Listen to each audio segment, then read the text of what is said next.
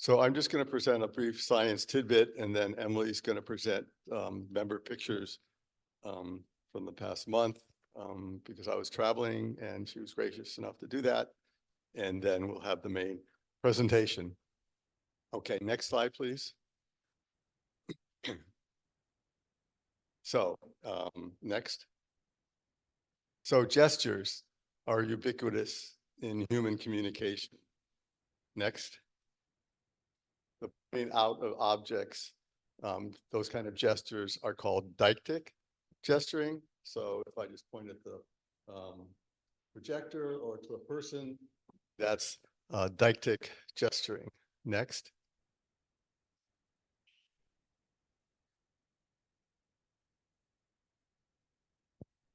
Okay.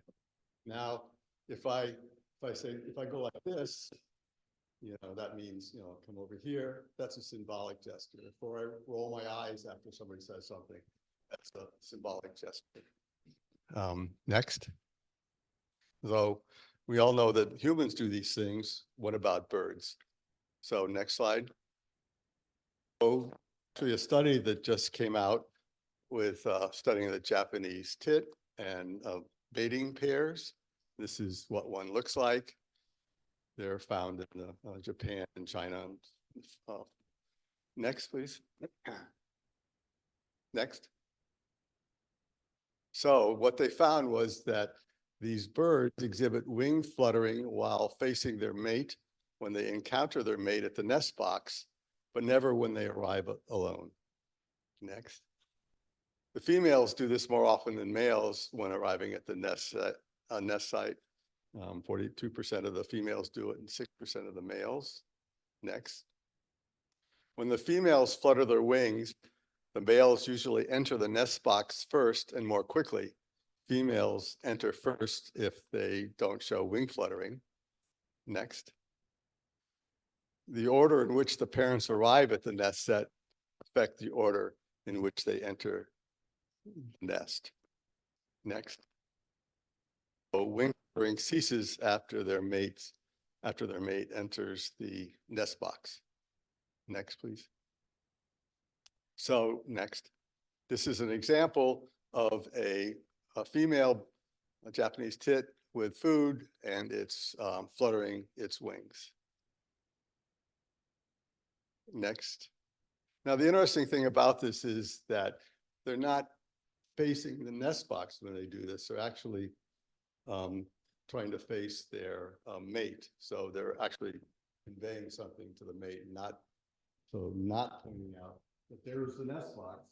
They're saying, okay. So next, please. So up in the top is one of the female fluttering its wings. And you'll notice she'll start looking up here. That's where the male would be, come down. And then he follows it.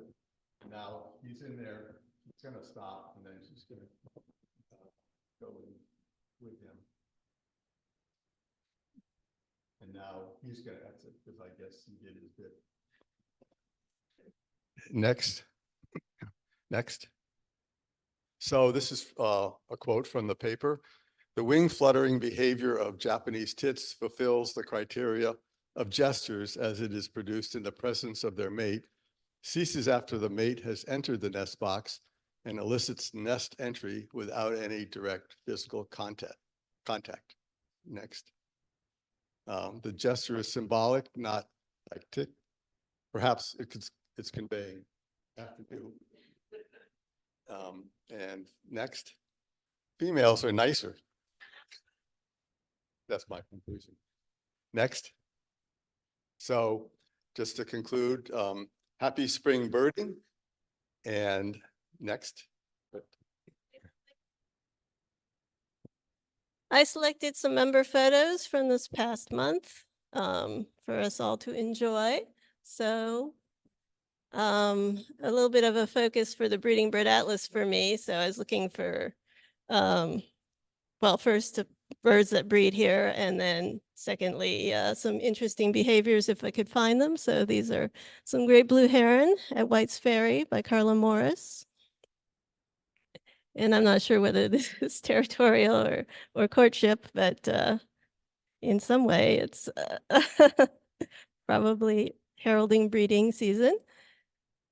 Pine Warbler by Jim Ivet. Purple martins have come in and are taking up residence.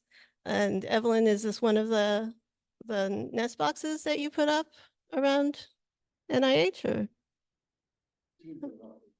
Oh, cleans them, sorry. This is important, the cleaning, otherwise they become unusable, so. A beautiful tree swallow by our president. He's been working hard on his flying bird photography, so I really like this one. Oh, really? And then this amazing wood duck flight photo. Yeah. Scott, that Scott did at Hughes Hollow. Gorgeous photo. And then red-headed woodpecker carrying something. Now this is actually, I mean, woodpeckers don't build nests in the same way. So this is, it's a food. Yeah. So I don't know that this is actually breeding behavior, but it's really cool. Cedar waxwing, Jeff Smith. And here I'm just reminding everyone to start practicing their warbler songs. So let's see if we can, anyone can guess what this one was that I recorded April 7th. I'll play it one more time. It's mixed in with a tufted titmouse and a red-winged blackbird, but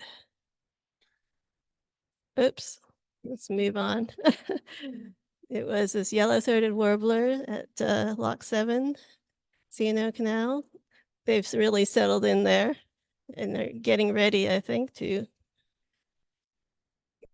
Eastern Phoebe, Carrying Nest Material by Stacy Rubinovitz.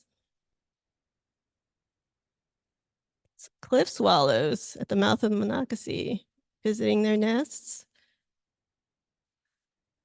by Roy Howard. Double-crested cormorant in breeding and starting to be breeding plumages. They're starting to get those crests around their head. Riley's Lock, Karen Voldal.